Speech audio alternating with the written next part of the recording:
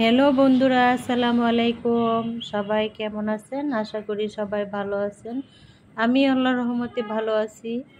এই যে দেখেন, আজকে নাস্তা বানাবো। এখন বিকেলবেলা একটা ডিম দিয়ে 1 কাপ আটা দিয়ে আমি নাস্তা বানাবো। আমি এখানে দিয়ে দিলাম হাফ চামচ, 4 চামচে 1 চামচ ইস্ট, একটা ডিম। এগুলো আমি এখন একসাথে ফেটে নিব। চিনি, পরিমাণ মতো চিনি, আপনারা যে পরিমাণে যারা করবেন সেই পরিমাণে চিনি নিয়ে নেবেন। এগুলো আমি এখন ফেটে নিচ্ছি, চামচ দিয়ে ভালো করে ফেটে নিব। আমি সামান্য হালকা পরিমাণে একটু লবণ দিয়েছি, তো এখন ফেটে নিচ্ছি। চিনিটা যাহাতে গলে যায় ডিমের সাথে, ফেটে নিচ্ছি। আমি সামান্য 1 চামচ পরিমাণ তেল দিয়ে দিলাম, সাদা সয়াবিন তেল। এখন দিয়ে দিব 1 কাপ পরিমাণে আটা। এগুলো সব একসাথে এখন আমি মিক্স করে নিব। তো এই যে কলা ছিল, আমি একটা কলা দিব। কলাটা আমি ফেটে নিয়েছি, ফেটে আটার সাথে মিশিয়ে সবগুলো একসাথে মিশিয়ে নিলাম। এখন আমি 10 মিনিটের জন্য রেস্ট রেখে দিব, যাহাতে ইস্টটা এগুলোর সাথে মিশে যায়। 10 মিনিট পরে আমি প্যান বসিয়ে প্যানে দিয়ে দিচ্ছি অল্প অল্প করে। আপনারা যে যেখান থেকে আমার ভিডিওটা দেখতেছেন সবাই একটা লাইক দিয়ে আমার ভিডিওটা কন্টিনিউ করে যাবেন। আমিও আপনাদের ভিডিও দেখে দিব আপুরা ভাইয়ারা। তো এইভাবে আমি দিলাম। এটা নাস্তাই বলা যায়, কোনো কেক না কিছু না, সবাই বলে প্যান কেক। যাক, আমি যেভাবে পারতেছি সেভাবে আমি নাস্তাটা বানিয়ে নিচ্ছি। একটা ডিম দিছি, আটা দিছি 1 কাপ, কলা দিছি, সামান্য চিনি দিছি, একটু তেল, একটু লবণ দিয়ে আমার এই নাস্তাটা তৈরি হয়ে গেল। যদি কেউ বিকেলবেলা কোনো কিছু বাসায় না থাকে তাহলে এইভাবে বানিয়ে খেতে পারেন। এই যে এক এক করে আমি বানিয়ে নিচ্ছি।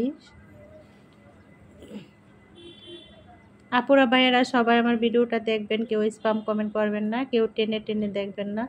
টেনে টেনে ভিডিও দেখলে ভিডিও নষ্ট হয়ে যায়, রিচ কমে যায়। আর কেউ স্প্যাম কমেন্ট করবেন না। ভিডিওর নিচে যার যত কথা আছে সবাই কমিউনিটিতে গিয়ে লিখবেন। যারা নতুন বন্ধু আছেন তারা যদি আমাকে বন্ধু করে নেন, কমিউনিটিতে লিখে আসবেন বন্ধু করে গেলাম, আমি আপনাদেরকে ব্যাগ দিয়ে দিব সময় মতো।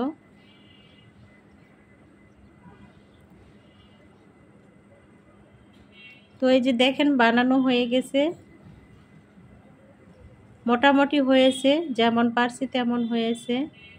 আপুর অনেক সুন্দর সুন্দর করে বানায়। তো আমি এখন এগুলো খেয়ে নিব। ঝোলা গুড় ছিল আমার শীতকালে, ঝোলা গুড় ফ্রিজে, আমি সেই ঝোলা গুড় দিয়ে খেয়ে নিব, কারণ আমি চিনি কিন্তু সামান্য পরিমাণে দিছি। তো এখন খাচ্ছি, খাওয়া দাওয়া শেষ, এখন রান্না বান্নার পালা। রান্নার জন্য আমি লাউ কেটে নিচ্ছি। এই যে লাউ দেখেন, লাউটা কচি, তেমন বাত্তি না।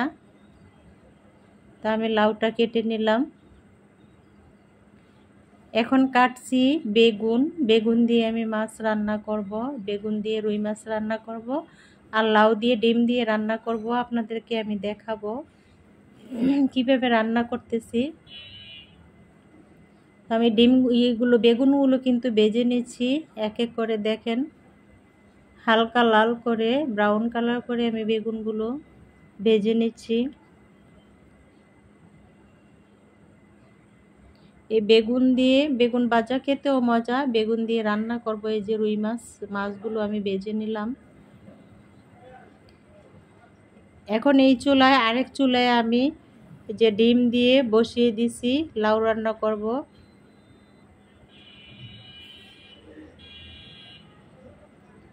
এক চুলায় লাউ রান্না করতেছি, এক চুলায় আমি মাছের রেসিপি বসাইছি। এটাতেও আমি প্যানে আমি সব মশলা একসাথে দিয়ে দিছি, কষিয়ে নিলাম। এখন বেগুনগুলো ঢেলে দিচ্ছি।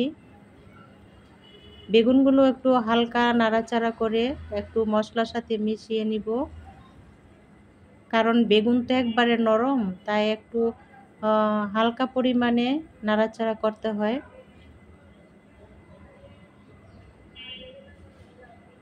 এখন পরিমাণ মতো পানি দিয়ে দিতেছি। মাখা মাখা থাকবে, কোনো ঝোল থাকবে না, সেই পরিমাণে আমি পানি দিয়ে দিলাম। এখন একটু নাড়াচাড়া করে ঢেকে দিব বলক আসার জন্য। বলক আসলে আপনাদেরকে আবার দেখাবো। আর একসাথে আমি মাছগুলোও দিয়ে দিব, কারণ বেগুন নরম, বেশিক্ষণ যদি জাল করি তাহলে বেগুনগুলো খুলে খুলে যাবে। তাই মাছও একসাথে দিয়ে দিলাম, দুটোই একসাথে বলক এসে যাবে, কারণ মাছও ভাজা বেগুনও ভাজা, সমস্যা নাই। আর এই চুলায় এখন আমি দিয়ে দিচ্ছি লাউগুলো। ডিম মশলা একসাথে কষিয়ে নিয়েছি, আমি ডিমটা মশলার সাথে ভেজে নিয়েছি, কষিয়ে নিয়েছি। এখন আমি দিয়ে দিচ্ছি লাউগুলো। লাউগুলো দিয়ে ঢাকনা দিয়ে ঢেকে দিব। আর এই যে দেখেন, এই চুলায় আমার মাছ তরকারি বলক এসে গেছে।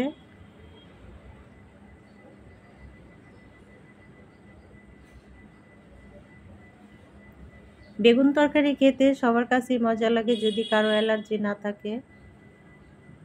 এখানে আমার লাউ তরকারিও হয়ে গেছে, দেখেন লাউটা ফুলে ফুলে গেছে, নরম হয়ে গেছে। লাউ রান্নার রেসিপি হয়ে গেছে। আমি ধনেপাতা ছিল ফ্রিজে ফ্রোজেন করা, সেই ধনেপাতা দিয়ে দিছি। লাউ রান্না শেষ। এখন রাত্রে খেতে বসেছি। বিরিয়ানি নিয়ে আসছিল, 2 প্যাকেট বিরিয়ানি আনছে। 2 প্যাকেট বিরিয়ানি খাওয়া সম্ভব না, 1 প্যাকেটই 2 প্লেট হয়ে গেছে। তো এখন খাচ্ছি। সবাই ভালো থাকবেন, আল্লাহ হাফেজ।